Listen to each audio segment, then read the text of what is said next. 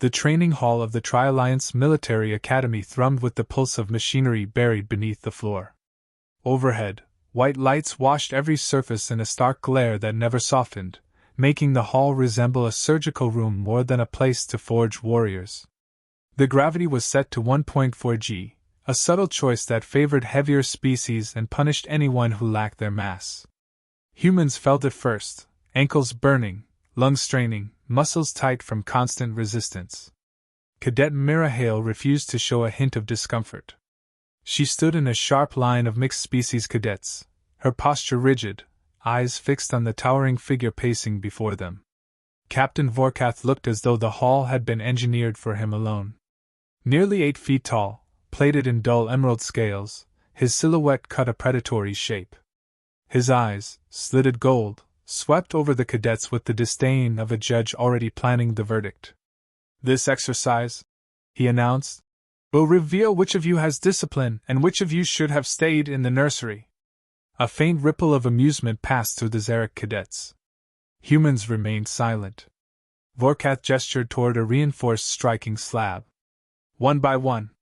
Full force palm strike. Technique over strength. If you cannot manage either, do not waste my time." Names were called. Species stepped forward. Impacts echoed through the hall, each strike measured by embedded sensors projecting holographic numbers overhead. Some cadets impressed him. Most bored him. When "Cadet Mira Hale" rang out, Vorkath leaned back like a predator spotting unusual prey. She moved with controlled precision, planted her feet, and drove her palm into the slab. The crack of contact cut through the air. Her score flashed, well above average for humans, nearly matching the lighter Xarak warriors. Whispers shot through the line. Vorkath's gaze sharpened. "Again." Mira blinked. "Captain, the protocol." "Again," he repeated louder. She stepped forward once more. Repeated the strike. Achieved nearly the same score. Something flickered across Vorkath's face, annoyance, perhaps disbelief. "Step forward." She obeyed. The captain seized her right hand in his clawed grip. His scaled thumb pressed against her knuckles as though probing for structural flaws. "You are human," he said, voice low. "Your kind does not achieve that score without assistance." Mira kept her tone level. "My training is sufficient, sir. Or your enhancements are more extensive than allowed." "I have none." Vorkath's fingers tightened. "Lies do not serve you." Around them, silence thickened. Every cadet sensed the shift. Mira remained still. "I followed every rule. I earned that score." The captain's mouth curled in a slow, almost ritualistic smile. Then he twisted. A sharp, sickening crack cut the hall. Pain exploded up her arm, white-hot and blinding. Breath punched out of her lungs. Her vision trembled. But Mira didn't scream. She didn't flinch. She stared straight into Vorkath's eyes, jaw locked, refusing to give him what he wanted. The hall froze. Even the Xarak seemed briefly stunned. Vorkath released her hand, letting it drop. "You will not deceive me again." Mira raised her broken finger with her left hand, examining it with clinical detachment. "Thank you, Captain." Vorkath's brow lifted. "For what?" "Now I know exactly how hard I'm permitted to hit you back." A ripple of shock moved through the hall. Some cadets muffled gasps. Others dared not breathe. Vorkath leaned in until she could feel the heat from his scales. "You forget your place." "No," Mira said evenly. "I'm remembering it." Before he could respond, another instructor stepped forward, but Vorkath waved him away. He wanted this moment to linger. When the session ended, cadets dispersed quickly, humans rallying around Mira, Xarak drifting toward Vorkath with anticipatory smirks. Tension carved invisible lines through the hall. "Let me see." Cadet Lorne, a human medic trainee, said quietly as he approached her. "I'll handle it later," Mira replied. "You need a splint." "I need space." Her tone closed the conversation. She walked out, steady and silent, each step measured against the throbbing in her hand. Her dorm room was a narrow metal box lit by a single overhead strip. She sat on her bunk, letting the hum of the station settle her thoughts as she examined the injury. The swelling had already begun. She flexed the joint gently, wincing. She thought of Elias, her older brother, his laugh, his patience, the way he had held her hand when she trained as a child. She saw him again in flashes: the evacuation alarms, the smoke-filled corridor, the collapsing structure after the Xarak raid. The screams.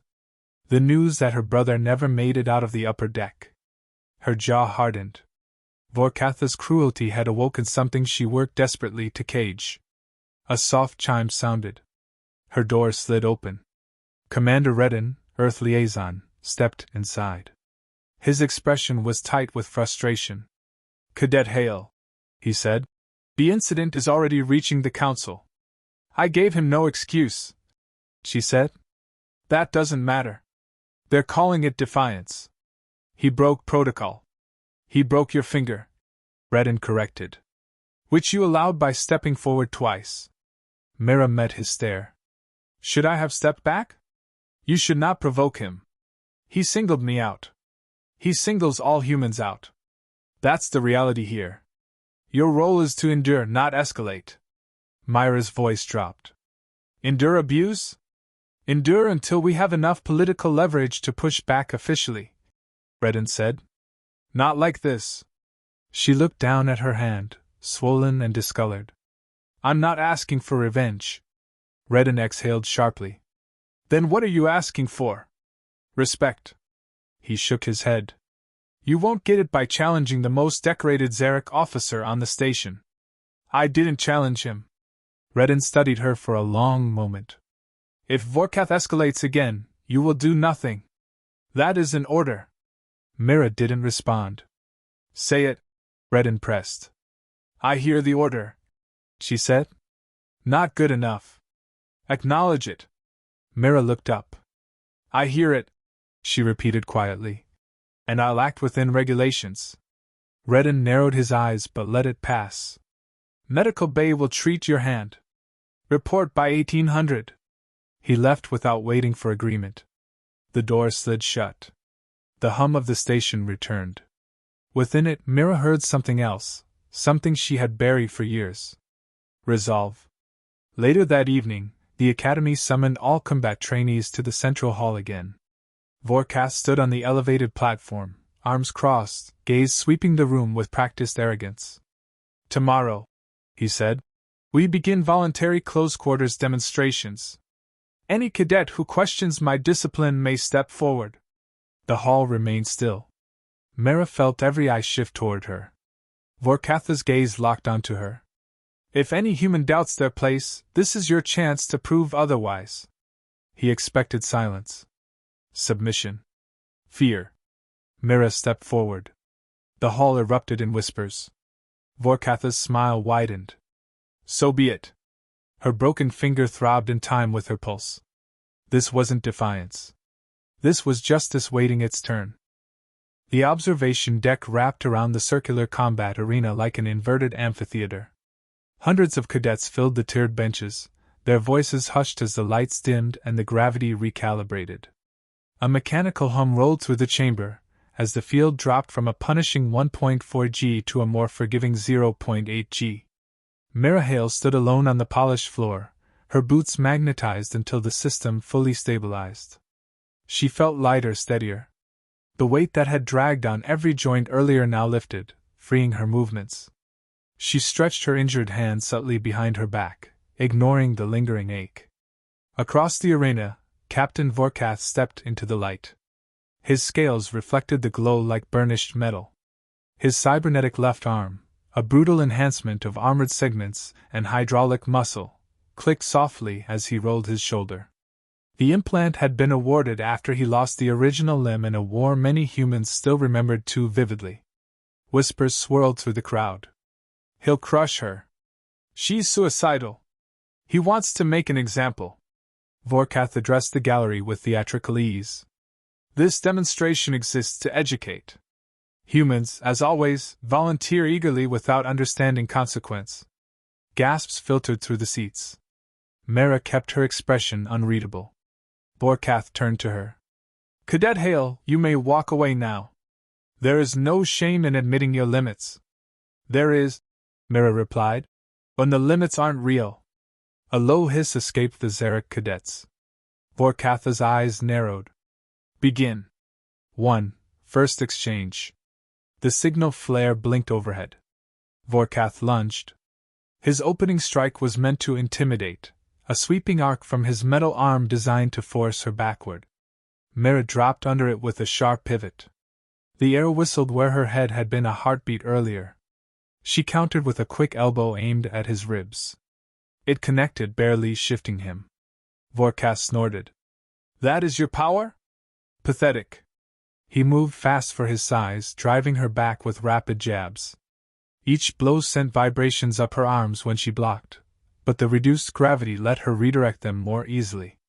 She circled, measuring his rhythm. He pressed harder.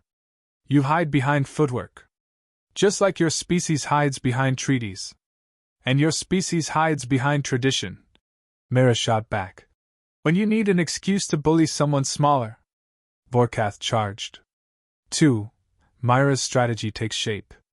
She sidestepped, letting his momentum carry him past. His boots skidded on the steel floor, hydraulics whining as he corrected his stance. She caught a glimpse of the joint seams in his cybernetic arm, thickly reinforced but stiff. Designed for crushing force, not agility. She filed it away. Vorkath regained balance. Stand still, he growled. Then stop missing. Rage shifted his posture. He abandoned controlled technique. His strikes became heavier, more direct.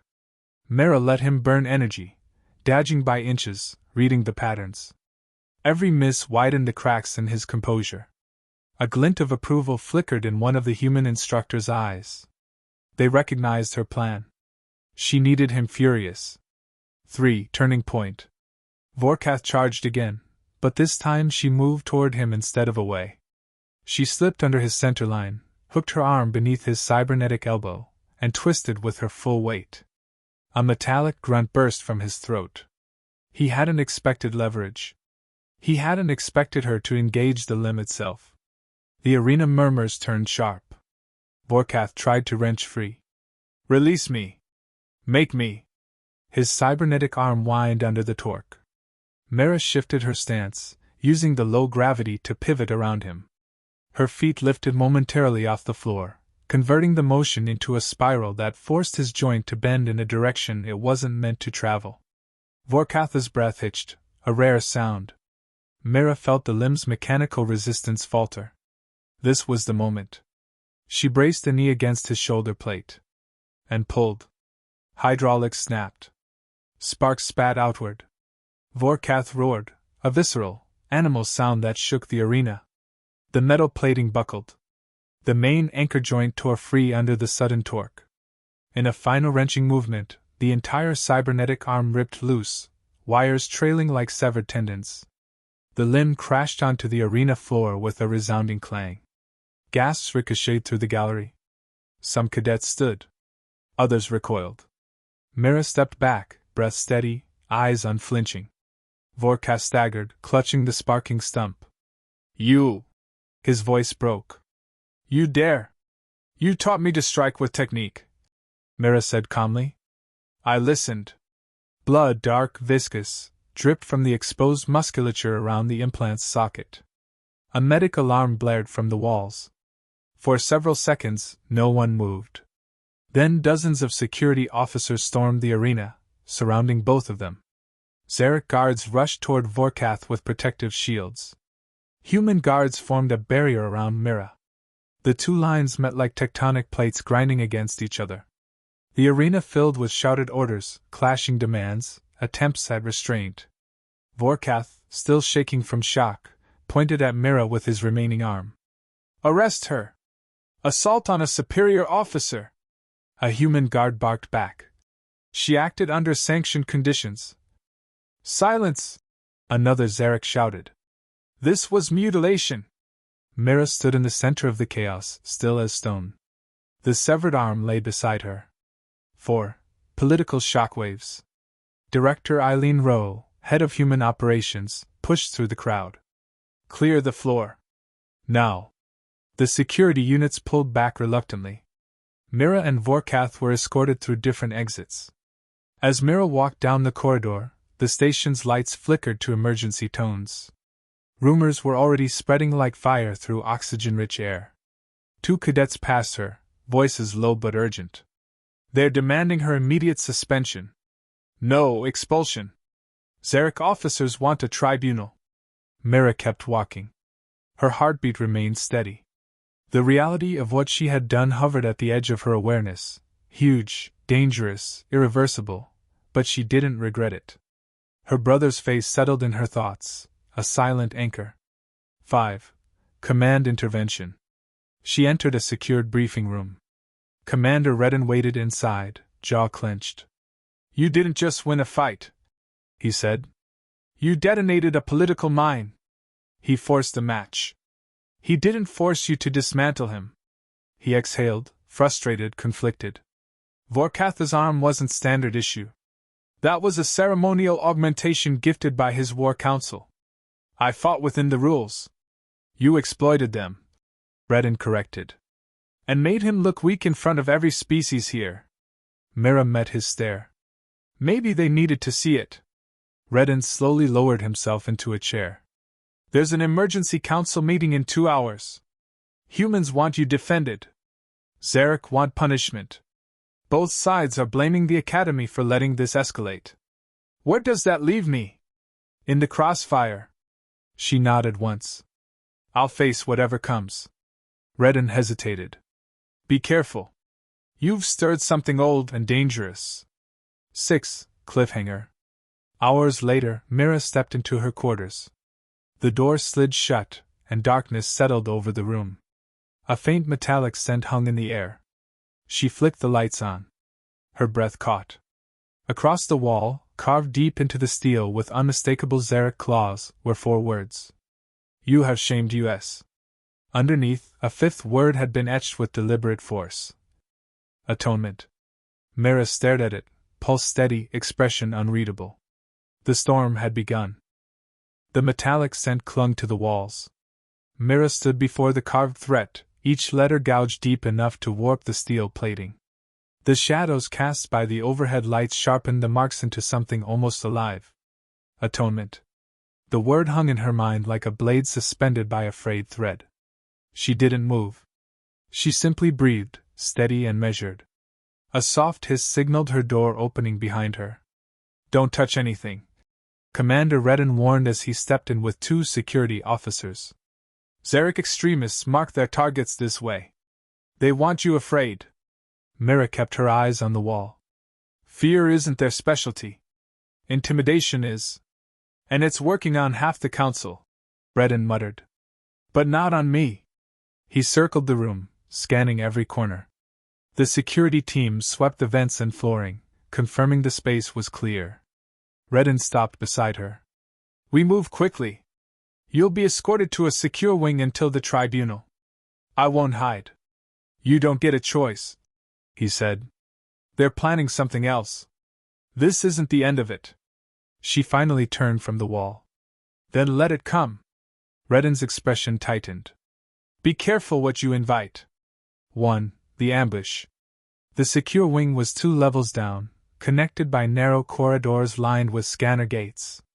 As Mira walked with her escort, the station lights flickered, a brief stutter that made her reflexes tighten. Redden glanced up. Not normal. A second flicker. Longer. Then the gravity dropped. The floor disappeared beneath their feet. Bodies floated upward as the corridor spun into sudden weightlessness. 0G emergency override. Someone hacked the stabilizers, one officer shouted. A blur of motion streaked past Mira's peripheral vision, dark scales, glinting blades. Xarak extremists. 3 of them propelled themselves from the ceiling with practiced zero-gravity precision. Their movements were silent, predatory, anchored only by magnetic gauntlets. Mira, move! Redden barked. One extremist lunged at her, claws aimed at her throat. Mira twisted away, using a wall push to slide past him. 0G made everything faster and lighter, if you understood how to use it. Mira did.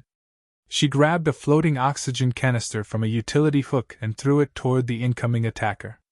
The canister, mass in motion, slammed into his jaw with a hollow crack. His body tumbled end over end, drifting helplessly. A second extremist swung a blade toward Redden. Mira intercepted, hooking her arm under his elbow and kicking off the wall to spin both of them midair.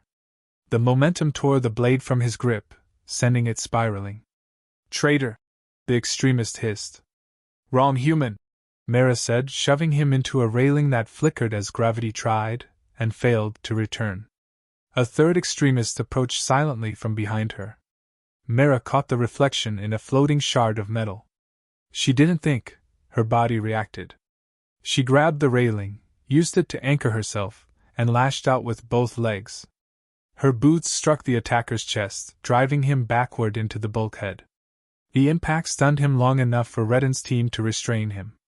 One extremist regained control and launched himself toward her, dagger raised. Mira kicked off the wall and met him midair. They collided hard, rotating violently. His grip tightened on the blade. Her hands searched instinctively, found a cable reel fixed to the wall, and looped the tether around his arm as they spun. He didn't realize what she was doing until she yanked the reel. The tether snapped tight, slamming him against the wall and pinning him there. The corridor fell still. Emergency gravity flickered back on. Bodies dropped to the floor, some stumbling, some groaning. Mira stood upright, chest rising with controlled breaths. Redden stared at her, stunned. "You just took down 4 armed extremists in 0G. She wiped a streak of blood from her cheek. "They were sloppy." 2. The interrogation. The extremists were hauled to containment. One, young, barely older than Mira, glared at her through the energy barrier. "You have shamed us," he growled. "But the shame will be cleansed." Mira stepped closer. "Who gave the order?" he sneered. "You believe we follow orders? This is honor." "You ambushed me in a hallway," she said. "There is no honor in that." His mandibles clicked. "You destroyed a captain of the Dominion. You exposed his weakness. Now we expose yours. And what weakness is that? You are alone." Mira leaned in. "Then you misunderstood humans." The extremist hesitated. Something behind his eyes flickered. Doubt? Recognition? Before he could answer, a senior officer cut in. "That's enough." But Mira had heard it. A fracture inside their certainty. Small, but real.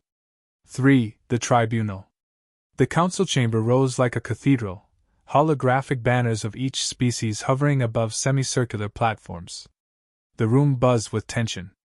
Humans sat on one side, Xarak on the other. Everywhere else, representatives whispered among themselves.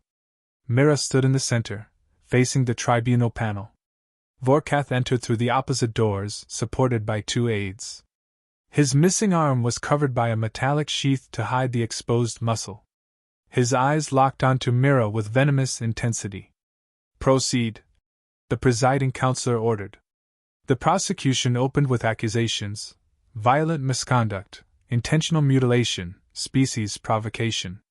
Xarak voices hissed approval with every charge. Then the defense played the recordings. First, Vorkath breaking her finger. Second, his insults. Third, his challenge and classification of the match as a voluntary demonstration.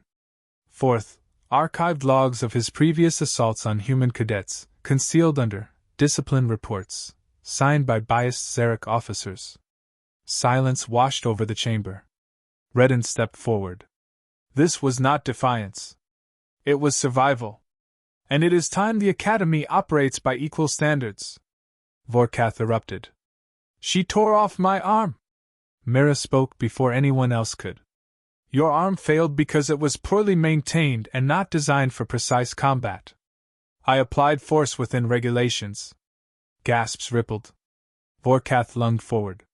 "You mock me?" "No," Mira said. "You mocked us. And it caught up with you." The tribunal erupted into crosstalk, some outraged, some impressed. The presiding counselor raised a hand. "Order!" A vote followed, each species casting judgment. The final ruling was clear. Mira Hale acted within sanctioned combat parameters. Captain Vorkath violated Academy protocols and concealed misconduct. Vorkath's roar shook the chamber. But the decision was final. For, aftermath, the Academy shifts. The Academy issued new regulations banning species favoritism, enforcing stricter oversight, and establishing mixed species instructor panels. For the first time, the humans were visibly respected, not tolerated. Mira received a promotion to advanced combat leadership. Her new insignia felt heavier than expected, but in a way that steadied her. As she stood on the observation deck, a Xarak elder approached. His demeanor was calm, not hostile. "You tore the arm from one of our captains," he said. "Do you regret it?" Mira considered the question carefully. "No," she answered quietly. "I regret letting him break my finger first." The elder nodded once, not approval, but understanding. "Change begins in pain," he said, turning away. Mira looked out across the stormlit horizon of Valthor 6, feeling the weight of everything behind her, and everything ahead. In the reflection on the glass, she saw not a cadet, but someone who had reshaped the Academy. Someone who had forced truth into the open. Someone who had been underestimated for the last time.